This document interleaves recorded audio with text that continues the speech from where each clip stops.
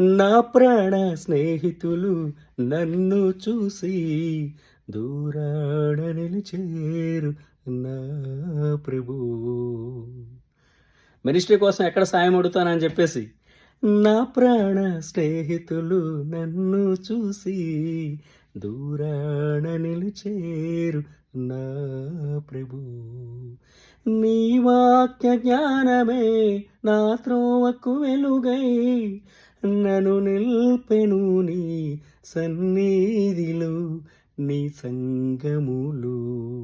నీ వాక్య ధ్యానమే నా త్రోవకు వెలుగై నన్ను నిల్పెను నీ సన్నిధిలో నీ సంగములు.